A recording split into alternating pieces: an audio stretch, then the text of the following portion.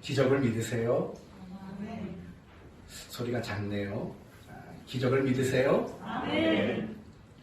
눈치가 빠르신 분들은 지난주 임순철 목사님의 설교를 제가 따라하고 있다라는 걸 아실 겁니다. 사실은 원래 한번 설교를 준비하면서 임 목사님 제가 설교를 많이 들었거든요. 지난주 설교를 그걸 그대로 한 번 더 할까라는 생각도 했습니다. 우리는 지난주 임 목사님을 통해서 기적이란 뭐라고 했죠? 기도 가운데 내가 하나님을 만나고 그 하나님을 만남을 통해서 내가 변화되는 것, 그것이야말로 참 기적이다 라는 말씀을 지난 주간 목사님이 주셨습니다. 여러분에게 한번 물어봅시다. 그래서 지난 한 주간 다른 어떤 주간보다 기도를 더 많이 하셨습니까? 기도 가운데 하나님을 만나기 위해서 더 많이 노력하셨습니까? 그리고 그 한 주간을 살면서 여러분은 더 많이 변화가 되셨습니까? 어떻습니까? 정말 여러분이 지난주 말씀을 듣고 기도를 더하게 되셨고 그 기도 가운데 내가 더 많이 변화되어지는 그런 일들이 있었는지 없었는지를 생각해 보셔야 합니다. 만약에 없었다면 여러분은 우의독경입니다. 우의독경. 우리는 우의독경이라는 말을 잘 합니다. 무슨 뜻이죠? 소귀의 경읽기라는 뜻입니다. 이런 말이죠. 소귀에 아무리 좋은 글귀를 읽어주어도 아무런 소용이 없다라는 뜻이에요. 조금 의역해서 말하면 이런 거죠. 아무리 좋은 것을 말해도 알아듣지 못하고 고집스러움 때문에 실천하지 못한다는 뜻. 결과 아무리 공을 들여도 보람이 없고 부질없는 일이 되고 마는 것. 이게 바로 우의독경이라는 말입니다. 우리가 지난 주간 말씀을 들었지만 그 말씀이 깨달아지지 않고 그리고 그 말씀대로 내가 받아들여지지 않았다면 사실은 그게 우의독경과 하나도 다르지 않다라는 겁니다. 오늘 설교를 여러분이 잘 들어보시기를 바랍니다. 그래야지 중간에 피차 불편해지는 일들이 없을 겁니다. 잘 들어보시고 오늘 본문은 예수님께서 우의독경과 같은 사람들을 꾸중하시는 그런 내용들을 소개하고 있습니다. 오늘 본문 15절은 이렇게 시작합니다. 귀 있는 자는 들을지어다. 세상에 귀 없는 사람이 어디 있겠어요? 다 귀는 있지요. 그런데 예수님이 이렇게 말씀하시는 것은 뭔가 중요한 메시지를 하시고자 할 때 항상 이런 말씀들을 먼저 언급하십니다. 그러면서 예수님은 한 가지 비유를 들어서 설명하기 시작합니다.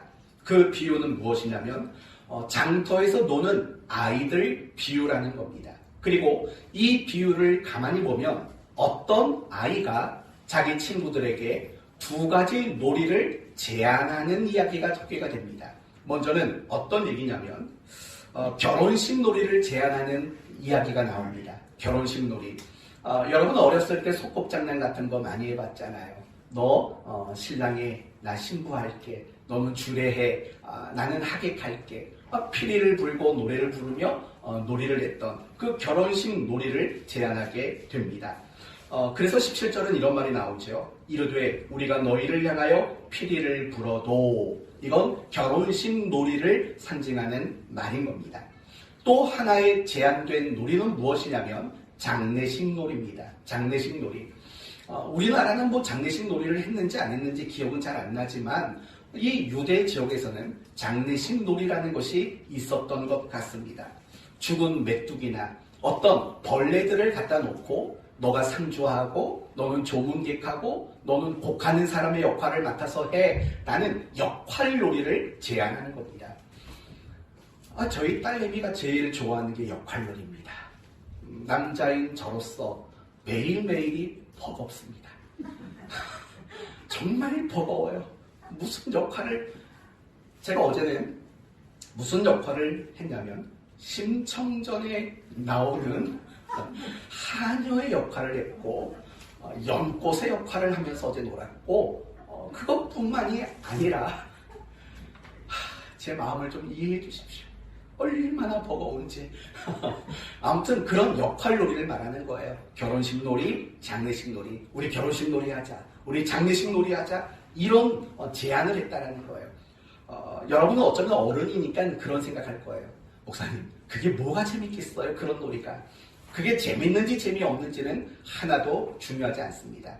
중요한 것은 무엇이냐면 두 가지 놀이를 제안받았을 때 그 친구들은 어떤 태도를 보였는가, 어떤 반응을 보였는가, 이게 중요한 겁니다. 17절을 보시면 반복되는 표현들이 이런 겁니다. 우리가 너희를 향하여 피리를 불어도 너희가 춤추지 않고, 우리가 슬피 울어도 너희가 가슴을 치지 아니하였다라는 거예요.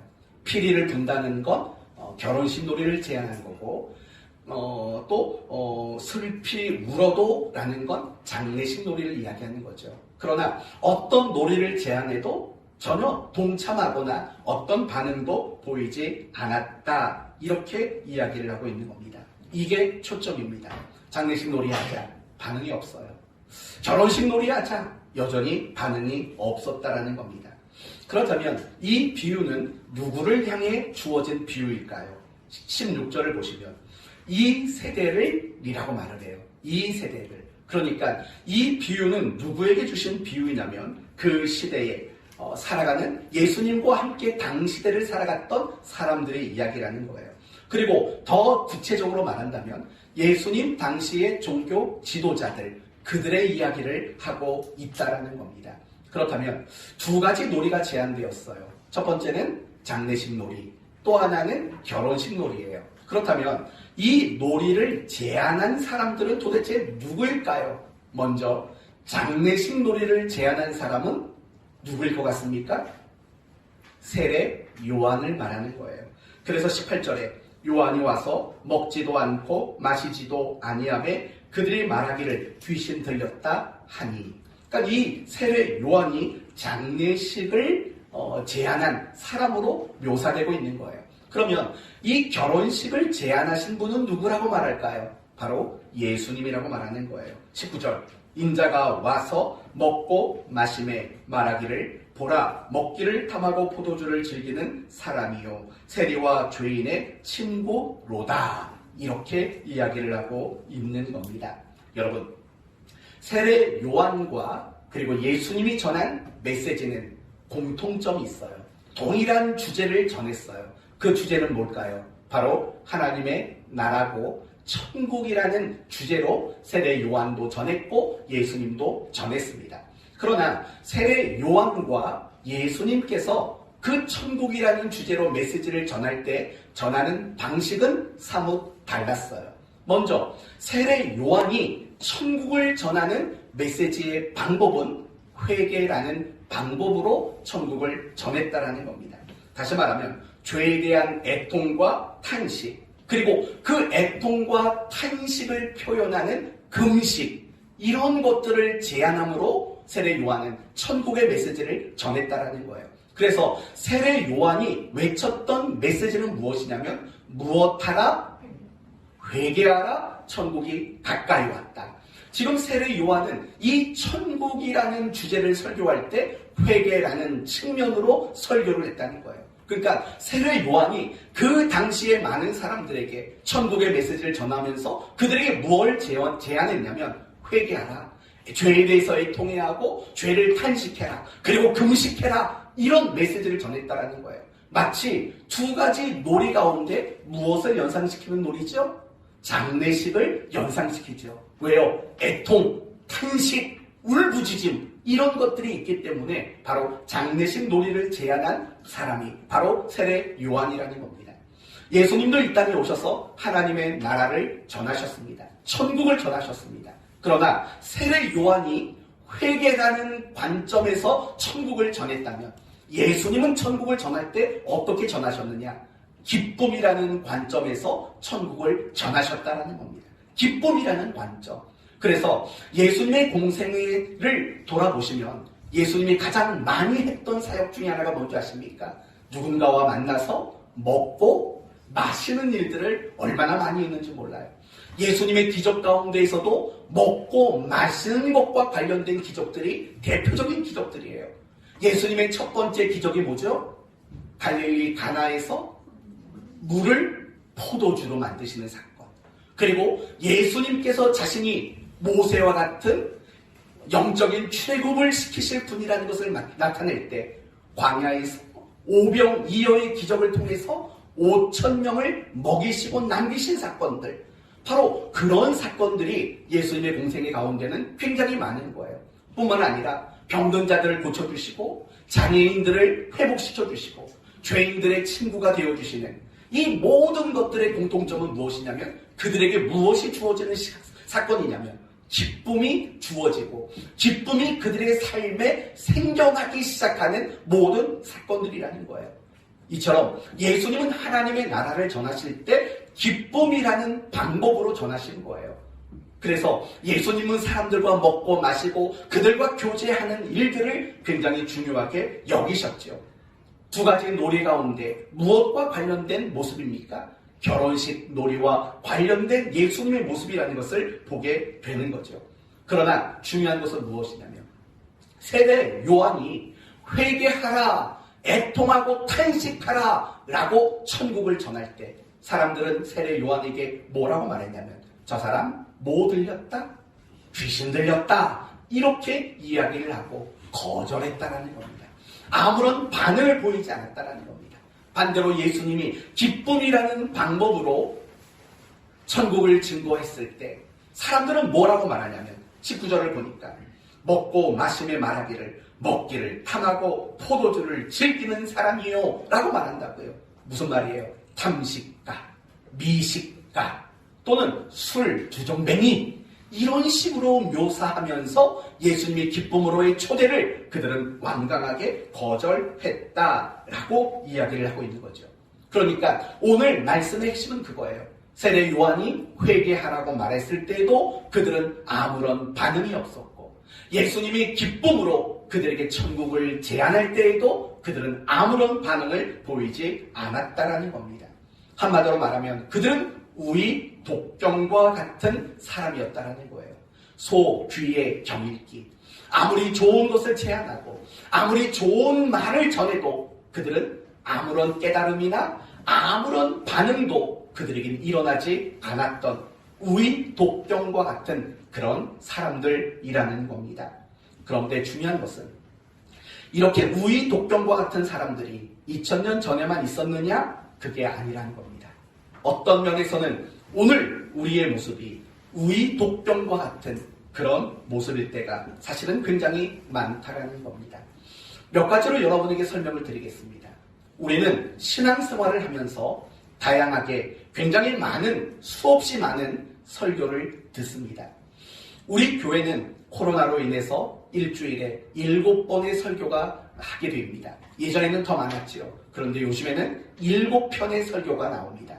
새벽에 5번, 수요일 그리고 주일 7번의 설교가 전달됩니다. 1년이면 360번이 넘어요. 거의 400번 가까운 설교가 여러분에게 선포되어집니다. 가장 최근에만 여러분이 들었던 설교가 뭡니까? 아까 우리 문승국 청년 기도할 때 순간 이런 생각 들던데요. 수요 예배 드린 것 같다라는 생각이 들었는데 맞나요?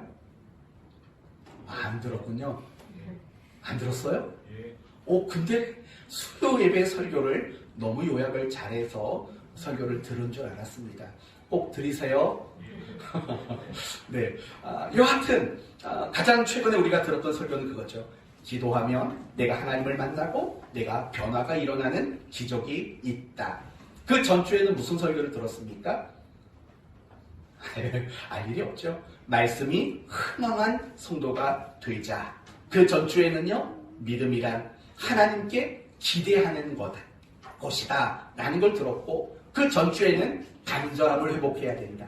그 전주에는 우리가 사모하는 마음을 가져야 된다. 이런 식의 설교들을 우리는 끊임없이 들어왔다라는 겁니다. 그 밖에도 우리는 다양한 방법으로 다양한 설교들을 접할 수 있는 그런 시대를 살아갑니다. 뿐만 아니라 여러분은 저를 통해서 그리고 누군가를 통해서 신앙의 권면도 다양하게 받으며 여러분은 신앙생활 하십니다. 맞죠? 교회 안에서 많은 설교를 듣고 또 더 나가서 다양한 방법으로 설교를 접하시지요? 또 더 나가서 여러분은 저와 또는 누군가를 통해서 다양한 신앙의 권면을 받으시죠. 기도하셔야 됩니다. 예배 나오셔야 됩니다. 감사하셔야 됩니다. 이런 식의 다양한 권면을 여러분은 받고 있다고요. 그러면 여러분에게 묻습니다. 선포되어지는 말씀, 그리고 여러분의 귀에 들려진 그 말씀에 반응하고 계십니까? 지난주에 목사님이 말씀하신 것처럼 기도하면서 하나님을 만나고 하나님을 만날 때 내 안에 변화가 일어나는 기적이 일어난다. 그 말씀을 들었을 때 여러분은 그 말씀대로 반응해 보려고 과연 나는 노력했는가를 생각해 보셔야 합니다. 내가요, 하나님 말씀에 반응을 하는가 하지 않는가는 점검하는 방법이 굉장히 간단해요. 뭐냐면 내가 들었던 말씀을 기억하는가 기억하지 못하는가, 요거 하나만 보면 돼요. 지난주 수요일 말씀에 여러분이 반응을 하셨다면 지난주 수요일 말씀을 기억하는 거죠. 그리고 여러분이 지난주 설교를 들었다면, 그리고 반응했다면 그 말씀이 기억이 안 날 리가 없는 거죠. 당연한 거 아니겠어요? 내가 끊임없이 반응했는데 그게 왜 기억이 안 나겠냐고요. 또 묻겠습니다. 여러분이 들은 말씀, 또 여러분이 들은 어떤 신앙의 권면, 그게 여러분에게 영향을 끼치고 있습니까? 이 질문에 여러분은 뭐라고 대답하십니까? 말씀을 들었어요. 누군가에게 신앙의 권면을 받았어요. 그게 여러분의 삶에 어떤 영향력을 좀 끼치고 있는지를 한번 생각해 보셔야 돼요. 이걸 쉽게 확인하는 방법이 있죠. 내가 좀 달라지려고 노력한 적이 있는가? 이걸 보면 알아요. 내가 들은 말씀들이, 어떤 권면들이 내게 영향을 끼치는가 안 끼치는가, 그런 것들을 생각해 볼 필요가 있는 거예요. 누군가가 나에게 신앙의 권면을 하면 아이고 예 알았어요, 알겠어요 라고 대답은 하지만 실상 내가 권면받은 그 일에 대해서 어떤 영향력을 내가 받고 있는가, 이런 부분들을 여러분은 점검하셔야 된다는 거예요. 그리고 만이 하나 말씀을 들었지만 그 말씀에 반응하지 않았고, 말씀이 내 삶에 어떤 영향력도 끼치지 못하고, 누군가가 내게 준 신앙의 권면도 아무 소용이 없는 것인 그런 성도라면 사실은 우리 모두도 우이독경과 같은 그런 그리스도인일 수밖에 없다라는 것입니다. 사랑하는 성도 여러분, 사실은 오늘 누가복음 강의를 이어가려고 마음을 먹고 있었습니다. 그런데 고민을 하다가 보니까 결국 이런 생각이 들었어요. 지금 내가 목회하고 있는 게 소귀의 경읽기 하는 이 우이독경의 모습은 아닌가, 솔직히 그런 생각이 너무 많이 들었던 거예요. 매주마다 설교를 준비하고, 매일 새벽마다 설교를 준비하고, 매일 수요일마다 설교를 준비하고, 그리고 여러분에게 전하지만 사실은 여러분은 눈 큰 소의 모습으로 있는 건 아닌가, 이런 생각들이 떨쳐낼 수가 없이 마음이 괴로웠어요. 그래서 오늘 이 말씀을 다시 준비하게 된 거예요. 사랑하는 성도 여러분, 여러분 자신이 우이독경이 아닌가를 생각해봐요. 지금까지 여러분이 들었던 설교는 수천 편의 설교라고요. 그런데 설교를 들으면서 고개는 끄덕이고, 설교를 들으면서 감동은 되고, 설교를 들으면서 은혜는 됐다고 말은 하지만 실상 그 들은 말씀에 내 삶에 어떤 영향도 받지 못한다면, 그냥 들은 건 들은 것뿐이고 내 삶과 무관한 말씀이었다면 그게 바로 우이독경과 하나도 다르지 않다라는 거예요. 사랑하는 성도 여러분, 그게 절망감으로 다가오더라고요. 내가 그러면 설교를 일주일 동안 준비하면 뭘 하나 라는 절망감이 다가오는 것을 지난 한 주간에는 너무 많이 느꼈어요. 새벽 예배 한번 준비하려면 적어도 하루 종일 준비를 한다고요. 그렇지만 이게 아무런 소용이 없다고 느껴지는 그 절망감이야말로 목회자가 가지는 사실은 가장 큰 힘겨움이라고요. 넋두리하는 시간이 아닌데 그건 넘어가고, 중요한 건 그거죠. 저야 그렇다고 쳐요.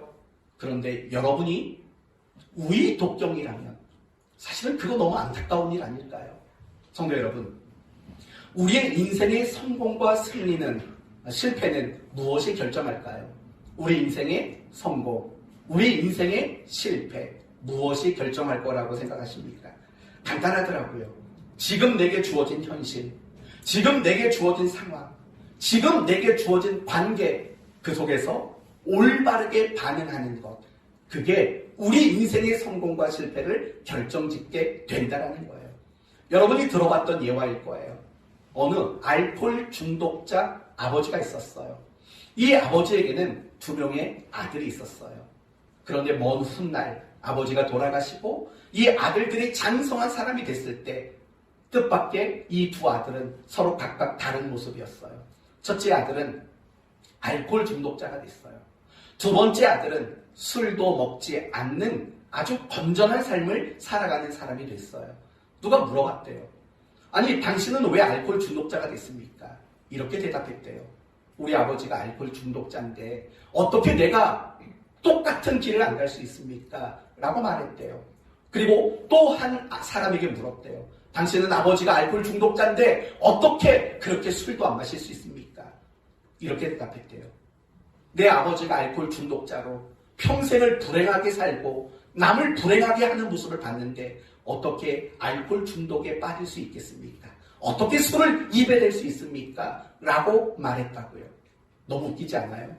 이 2 아들은 똑같은 현실이고 똑같은 상황이고 똑같은 인간 관계 속에 있었다고요. 그러나 한 사람은 올바른 방법, 올바른 반응을 하지 않았어요. 그러나 또 한 사람은 너무나도 올바르고 유익함은 반응을 보였다는 거예요. 여러분, 우리 인생의 성공과 실패는요, 공부를 잘했느냐 못했느냐, 우리 부모가 나에게 유산을 많이 남겼느냐 못 남겼느냐, 이게 결정하는 게 아니에요. 우리 인생의 성공과 실패는요, 지금 현실, 지금 상황, 지금 관계, 그 속에서 내가 얼마나 올바른 반응을 나타내고 있느냐, 그게 우리 인생의 성공과 우리의 인생의 실패를 결정짓는 제일 중요한 근거라고요. 여러분, 여러분의 삶 속에서 올바른 반응을 나타내셔야 돼요. 남편이 나에게 뭐라고 말할 때, 나한테 자꾸 핀잔 줄 때 내가 어떤 반응을 보일까? 야, 이 양반아 하고 멱살을 잡는 반응을 보이면 여러분의 인생은 성공할 수 없는 거예요.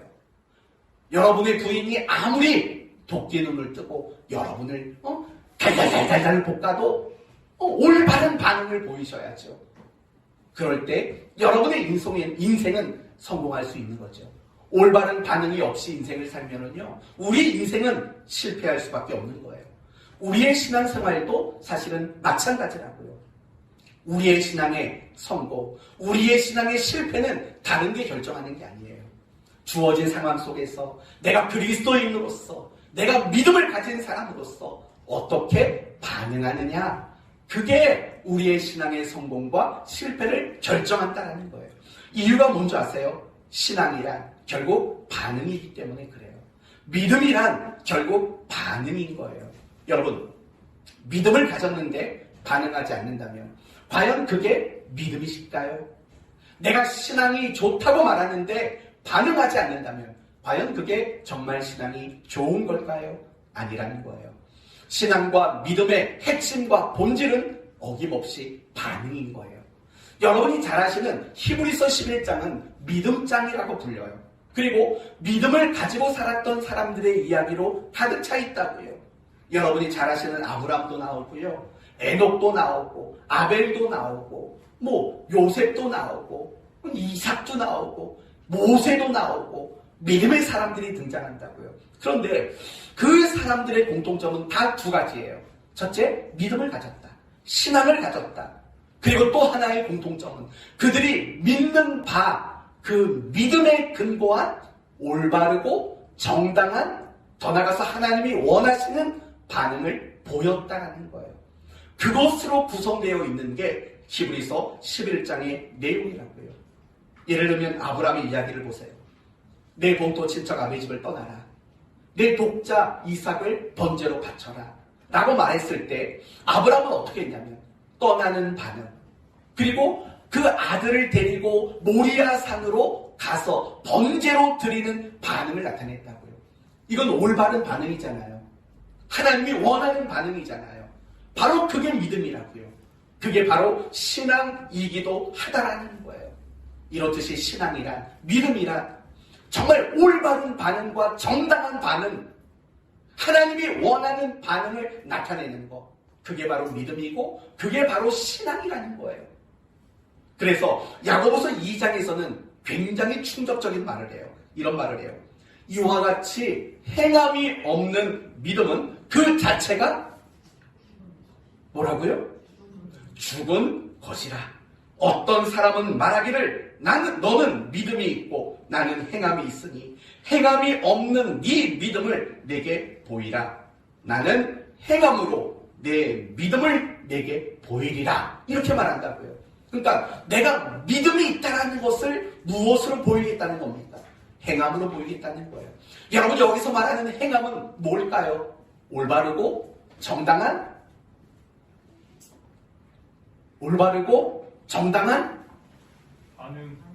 반응. 그게 바로 야고보 사도가 말하는 행함의 본질인 거예요. 사랑하는 성도 여러분, 그렇기 때문에요, 나의 믿음과 나의 신앙의 성공과 실패는 무엇이 결정하느냐? 결국은 올바르게 반응하느냐, 그렇지 않느냐가 우리의 신앙을 결정짓는 굉장히 중요한 근거라는 거예요. 그러니까 이런 관점으로 보면은요, 정말 신앙이 건강한 사람은 어떤 사람이냐? 하나님 말씀을 듣고 또는 어떤 신앙의 권면을 받고 그것에 대해서 적극적이고 또 즉각적인, 그리고 올바르고 정당한, 그리고 하나님이 원하시는 바로 그 반응을 나타내는 사람, 그 사람이 건강한 사람이에요. 신앙적으로. 그리고 그런 사람이야말로 믿음이 좋은 거예요. 이런 사람은 어떨까요? 말씀을 들었어요. 믿으시기를 바랍니다. 아멘. 근데 반응하지 않아요. 내 삶의 자리로 돌아가서 그 말씀을 근거로 반응을 자꾸 나타내야 되는데 그 반응을 하지 않아요. 그러면 과연 그 사람의 믿음은 좋은 걸까요? 정말 그 사람의 믿음을 살아있는 믿음이라고 과연 말할 수 있을까요?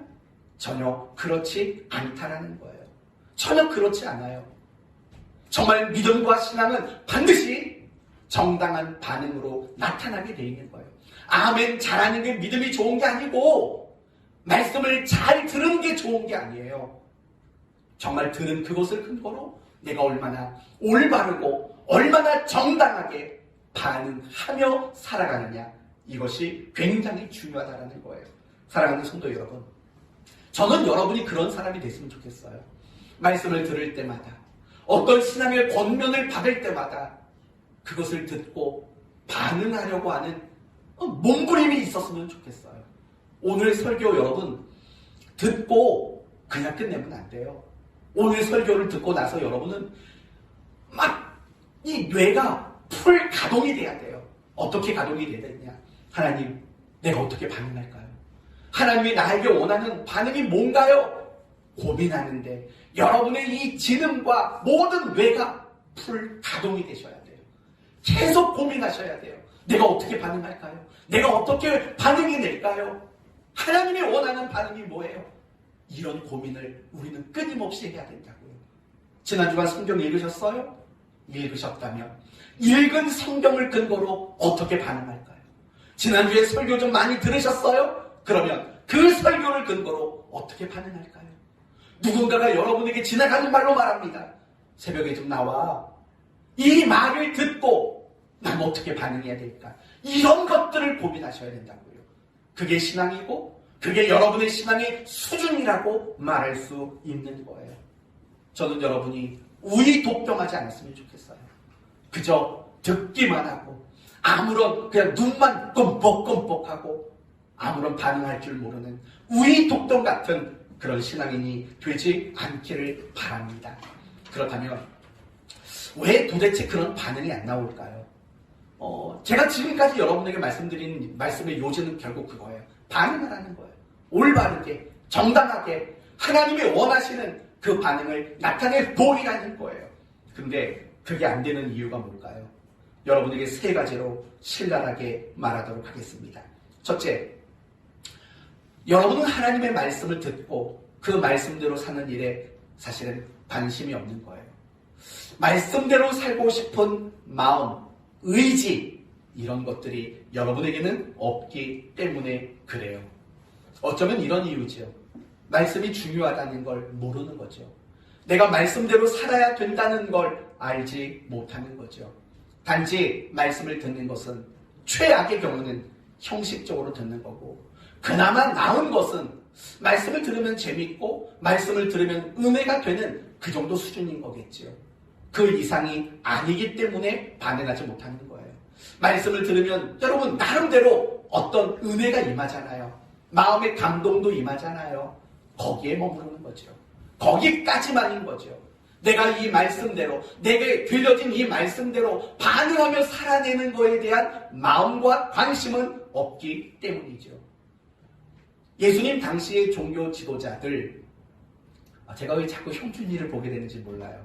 지난주에 저랑 그런 약속했거든요. 야, 너 그러면 안 돼. 넌 아빠가 설교할 때는 한 번도 졸지 않고, 목사님이 설교하면 처음부터 너무 졸더라. 그랬더니 우리 형준이가 아빠 설교는 일상적으로 편안하게 들을 수 있는 설교고 목사님 설교는 그렇지 못해서 그래요. 그렇게 해서 일주일 동안 고민을 많이 했죠. 어떻게 해야 우리 형준이 귀에 잘 들리는 설교를 할까. 그래도 제가 우격다짐했죠. 너 그래도 안 돼. 그래도 너 졸지 마. 그랬더니 오늘 눈을 부릅뜨고 저를 쳐다보고 있어서 자꾸 보게 되는 거예요. 여태까지 눈 한 번 깜빡거리지 않고 잘 듣고 있었어요. 30분만 더 견뎌.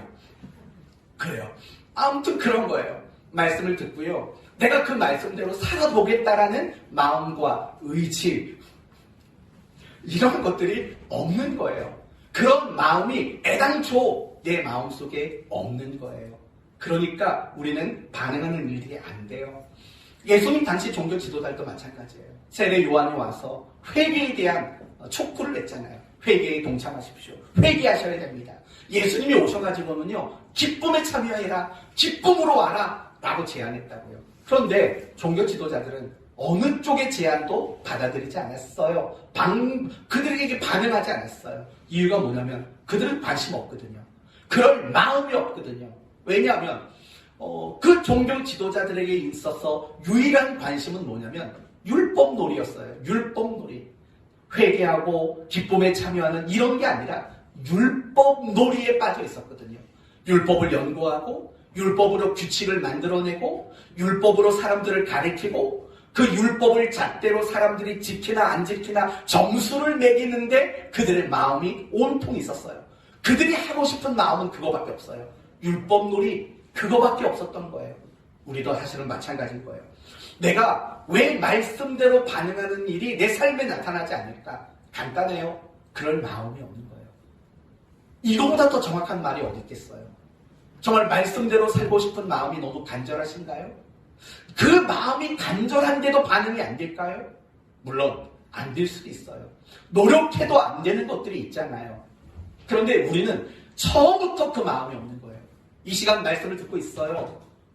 권면을 받아요. 그런데도 불구하고 그래, 내가 오늘 말씀을 듣고 집에 돌아가는 그 순간부터 그 말씀대로 살아보자 라는 그런 마음이 애당초 없다라는 거예요.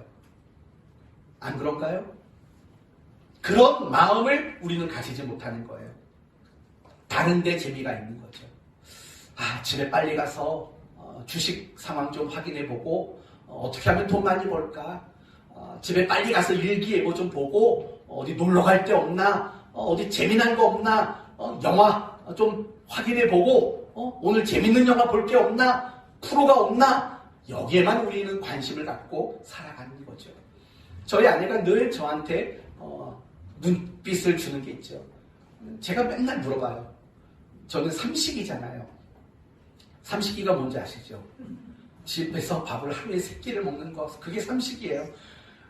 어떤 사람은 삼식이를 삼식놈이라고 그러더라고요, 여자들이. 저는 맨날 이렇게 물어봐요. 오늘 아침 뭐야? 오늘 점심 뭐야? 오늘 저녁 뭐야? 그만 좀 물어보래요. 그만, 관심이 있는 걸 어떻게 해요? 관심이 있는 걸. 다 우리는 그런 관심이에요. 집에 가서 뭐 먹을까? 예배 시간에 말씀 들으면서도 그런 관심에만 빠져 있는 거예요. 그러니까 반응이 안 되는 거예요.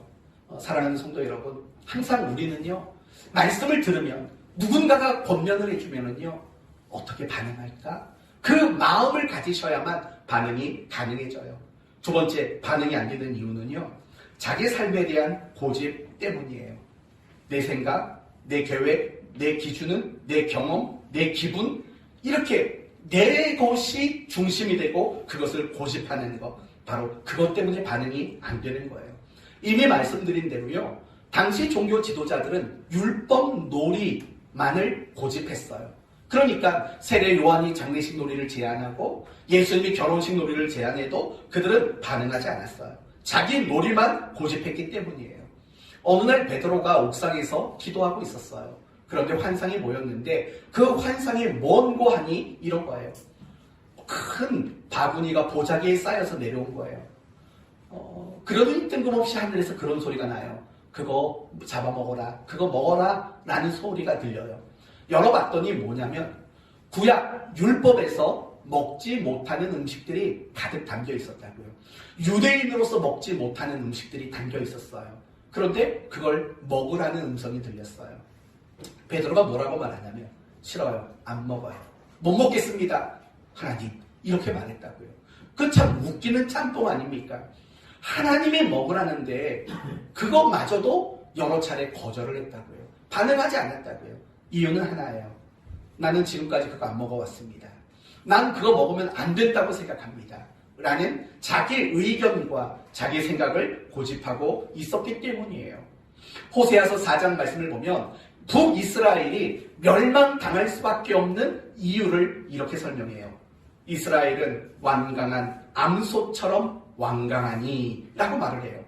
암소처럼 이라는 말도 고집스러움이 느껴지는데 완강하다라는 말까지 덧붙이고 있다고요. 그러니까 뭐예요? 북이스라엘이 멸망한 이유는 결국은 그들이 끝까지 고집을 부렸기 때문이라는 거예요. 자신의 생각, 자신의 계획, 자신이 원하는 것, 이런 것들에 대한 고집을 그들이 끝까지 부렸다는 거예요. 그래서 하나님이 원하시는 올바른 반응들을 만들어낼 수가 없었다는 거예요. 우리도 사실은 똑같은 거예요. 왜 하나님 말씀에 반응하지 못할까요? 이유는 간단해요.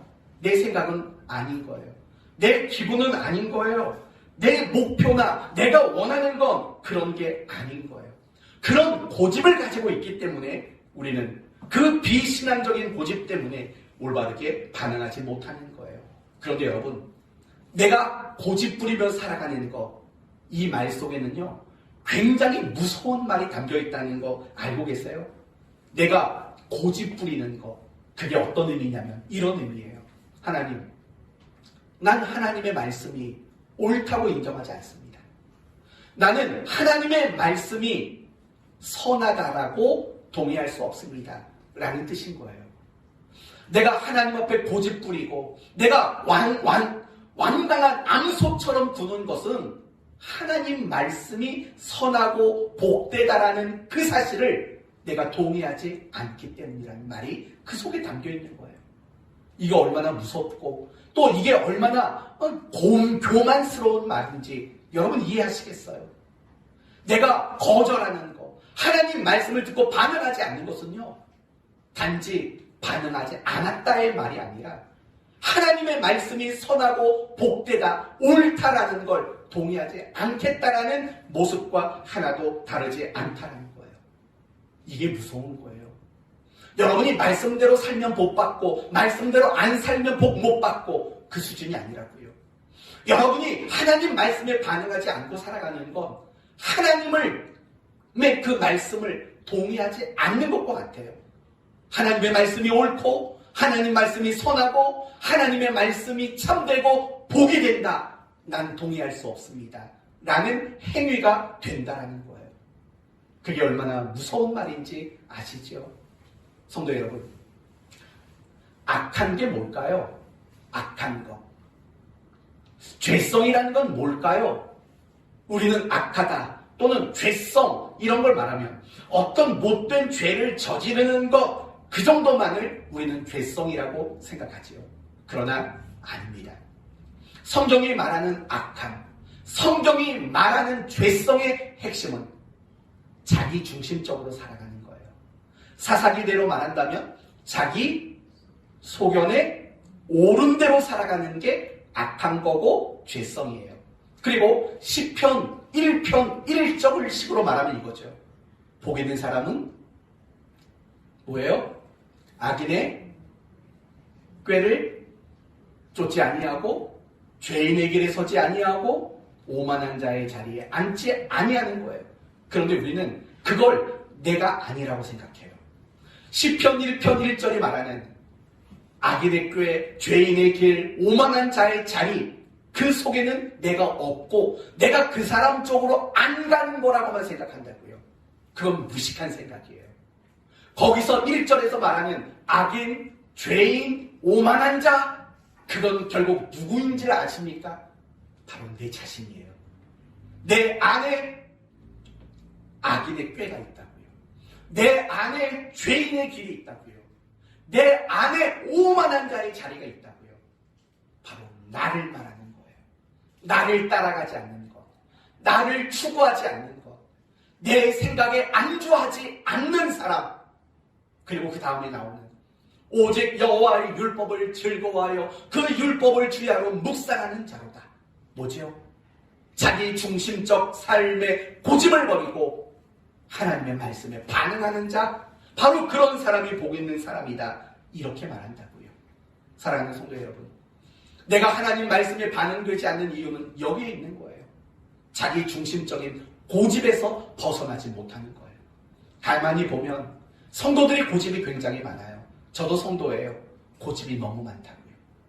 아무리 말해도 아무리 권면해도 그 고집을 꺾으려고 하질 않는다고요. 그게 악함이에요. 그게 죄성이라고요. 그런 악함과 그런 죄성 때문에 우리는 하나님의 말씀대로 반응하게 되는 일들이 일어나지 않게 되는 거라고요. 눈 뜨고 조는 건 아니지? 세 번째, 우리가 반응되지 않는 가장 근본적인 이유가 있어요. 그건 하나님을 사랑하지 않기 때문이에요. 사실은 이 말이 가장 중요한 말이라고 생각이 듭니다. 하나님을 사랑하는 게 목표가 아니고, 하나님을 사랑하는 게 목적이 아니고, 하나님을 사랑하는 게 소원하지 않는, 바로 하나님을 사랑하지 않는 것, 그게 우리로 하여금 반응하지 못하도록 만드는 거라는 거예요. 여러분은 누구에게 가장 반응이 잘 나오나요? 당연히 가족이죠. 내 자식, 내 남편, 내 아내, 내 부모. 사실은 그들에게는 반응이 굉장히 잘 돼요. 내 가족이 힘들다, 내 가족이 아프다고 말하면은요, 우린 온통 그 생각밖에 안 들어요. 아유, 내 자식이 아프네, 내 자식이 속상하네, 내 자식이 힘드네, 어떻게 하면 그걸 해결해 줄까? 우린 온통 자식에게 대해서 반응이 나올 수밖에 없는 거예요. 당연한 거예요. 왜일까요? 왜 내 가족에게는 그렇게 반응이 잘 될까요? 사랑하잖아요. 사랑을 많이 하잖아요. 여러분은 어떤 일에, 무엇에 가장 민감한 반응이 나오시나요? 가만히 생각해봐요. 가장 민감하게 반응되는 게 뭐예요? 사실은 돈이고 자존심이라고요. 자기가 뭔데? 또는 돈 문제 앞에서는 민감하다고요. 왜요? 내가 좋아하는 것들이잖아요. 내가 사랑하는 것들이잖아요. 결국 내가 민감하게 반응하는 거, 내가 열렬하게 반응을 나타내는 거는요, 모두가 다 내가 사랑을 하고 있는 그 무엇인가에 대해서 우리가 그런 반응들이 나타나게 된다는 거예요. 결국은 뭐예요? 하나님을 사랑하는 마음, 그 마음이 없기 때문에 반응이 되지 않는 거예요. 이 부분은 제 얘기가 아니에요. 요한복음 5장 42절에 예수님이 자기를 거절한 사람들, 그리고 자기를 죽일 사람들에 대해서 이렇게 표현했어요. 요한복음 5장 42절. 다만 하나님을 사랑하는 것이 너희 속에 없음을 알았노라. 이렇게 말해요. 예수님이 메시지를 전해도 그 메시지를 거절하고 끝내 그 예수님을 죽여버릴 그 사람들의 중심을 통찰력 있게 꿰뚫어 봤다는 거예요. 하나님을 사랑하는 마음이 네 마음속에 없도다. 예수님은 이렇게 정확하게 이야기하고 있다는 거예요. 사랑하는 성도 여러분, 내가 하나님을 사랑하는 마음이 있다면 그 하나님께 반응할 수밖에 없다는 거 너무나도 불보듯 뻔한 일 아니겠습니까? 여러분 자신을 한번 되짚어 보셔야 됩니다. 여러분은 하나님을 사랑하고 있는지, 여러분은 정말 하나님을 사랑하는 그 마음이 있는지 정직하게 점검해야 돼요. 내가 하나님을 사랑하는 만큼 반응하게 되어 있기 때문에 그래요. 너무 실랄합니까? 너무 기분 나쁘십니까? 너무 여러분의 허물을 들추어내는 것 같아 괴로우십니까? 그러지 마십시오. 아니요, 괴로워하십시오. 그러나 그 괴로움 속에는 저도 포함되어 있다는 거 한 가지만 잊지 마십시오. 말씀에 반응하려는 마음이 없다는 거. 하나님 말씀보다는 내 삶을 고집부리는 악함과 죄성이 가지고 있다는 거. 그리고 하나님을 사랑하는 마음이 없다는 거. 그것이 우리를 우의독경하는 사람으로 만든다라는 겁니다. 그러면 어떻게 하면 좋겠습니까? 간단합니다. 회개하시면 됩니다. 우의독경했던 내 모습을 회개하십시오. 말씀에 반응하지 않았던, 반응하려고 하는 마음조차 없었던 것, 이런 것들을 회개하셔야 합니다. 회개는 우리의 신앙생활 속에서 굉장히 중요한 것이기 때문에 그래요. 우리의 인생의 터닝 포인트가 될 수 있는 그 기점이 결국은 회개이기 때문에 그래요. 회개 없는 일어섬, 회개 없는 회복, 회개 없는 성장 있을 수가 없기 때문에 그래요. 그걸 여러분은 철저히 회개하셔야 돼요. 둘째, 결심하셔야 돼요. 결심하지 않기 때문에 못하기 때문인 거죠. 작심삼일이 되어도 괜찮아요. 결심하세요. 내가 말씀대로 반응하겠다라는 결심을 가지세요.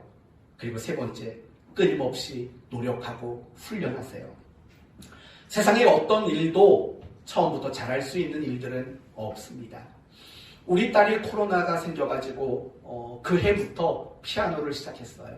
처음에 한 거는 도레. 우리 구선미 사모님 잘 아실 거예요.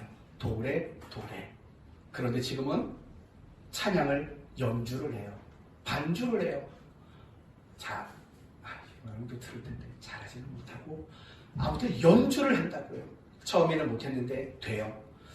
저는 좋은 남편이 아니에요. 그런데 요즘에는 좋은 남편이 되어가고 있어요. 그렇죠, 여보? 맞다고 그랬잖아요. 좋은 남편이 되어가고 있어요. 노력이 생기더라고요. 노력하지 않으면 조금 있으면 밥 얻어 먹기도 힘들겠다. 노력해야겠다라는 의지가 생기더라고요. 노력을 하니까요. 시키지 않아도 뭔가를 조금씩 하게 되더라고요. 화도 안 내고 욱하지도 않고 잔소리하는 것도 줄여지게 되고 그렇게 되더라고요. 그런가 봐요. 먹고 살려면 아무튼 노력하니까 조금씩 되더라고요. 마찬가지인 거예요. 내가 말씀에 반응하는 일들 사실은 안 되는 게 아니거든요. 그리고 당연히 처음부터 잘 되는 사람 없어요. 노력해야지만 잘 될 수 있는 거거든요. 여러분은 노력하셔야 돼요. 그래서 여러분에게 큐티하라고 그러는 거예요. 큐티하시라고.